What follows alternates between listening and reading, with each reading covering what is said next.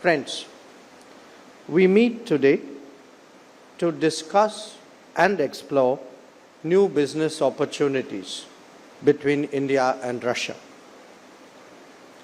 This takes place barely 3 months after the annual summit between our leaders in Moscow.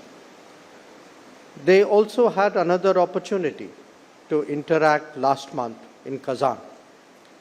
Those occasions have provided a strategic direction whose economic dimension we seek to realize through this gathering.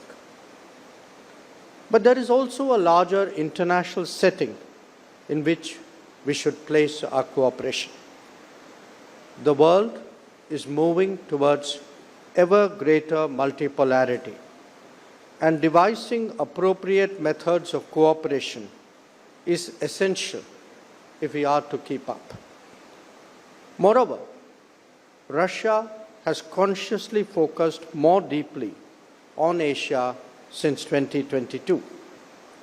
This has created many more avenues of cooperation. That we have a long history of strong convergence and deep friendship allows us to make the best of both factors.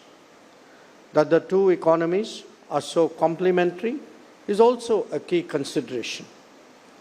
A partnership between an India that has an 8% growth rate for multiple decades ahead and a Russia that is a key natural resources provider as well as a major technology leader will serve both of them and the world well. Keeping that in mind, ladies and gentlemen, let me highlight 10 significant developments that we need to take note of.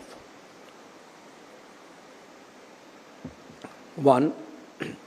Our bilateral trade today is $66 billion.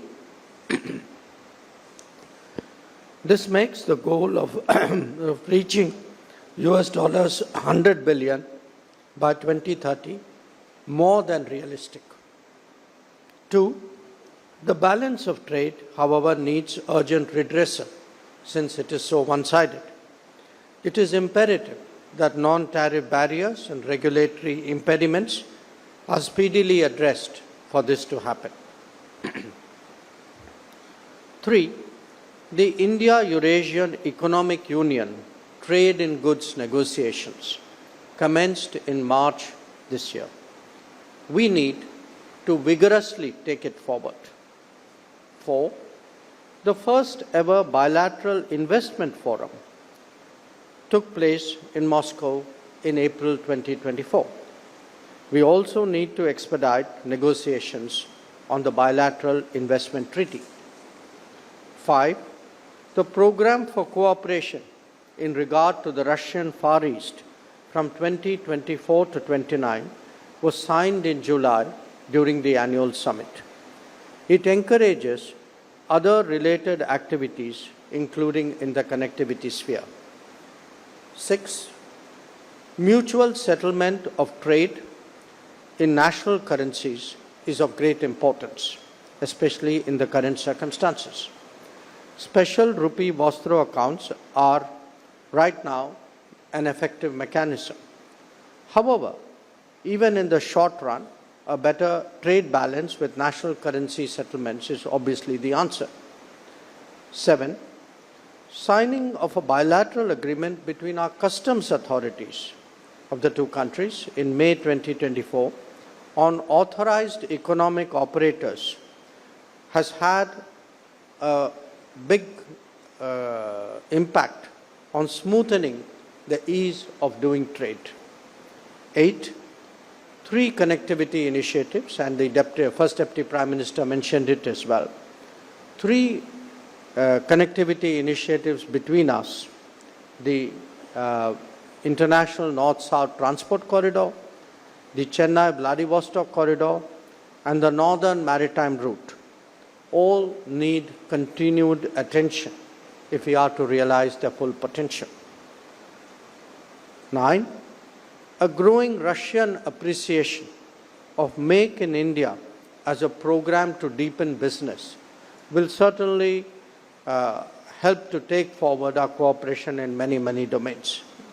And finally, I flag to your attention the importance of non-economic domains such as education or film as contributions to a larger societal but also economic connect between us. Now, all of these issues, the 10 that I listed, they're all expressions of the task that our leaders have given during the annual summit to develop a comprehensive economic partnership between India and Russia. In fact, they have also charged us with developing a program of economic cooperation till 2030, on which work is currently underway. So, ladies and gentlemen, I am sure you will agree that the business community of both countries should take note and appreciate the strong direction given by the governments to take forward our trade and investment ties. It is natural that there would be concerns such as banking and payment-related issues, concerns like logistical challenges, including shipping, insurance and reinsurance, as well as market access issues.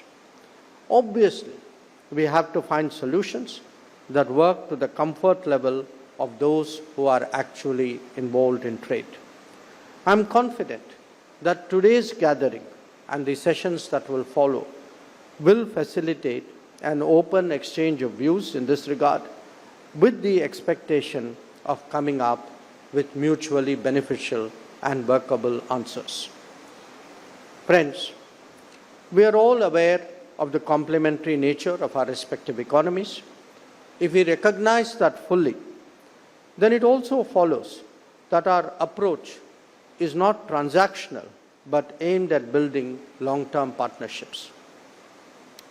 In energy domains such as oil, gas, coal or uranium, India will always be a major player in the international markets. This applies as well to the demand for fertilizers of various kinds. Constructing a mutually beneficial arrangement will help us both address the volatility and the uncertainty of our times. The emergence of a global workplace is also today an increasing reality.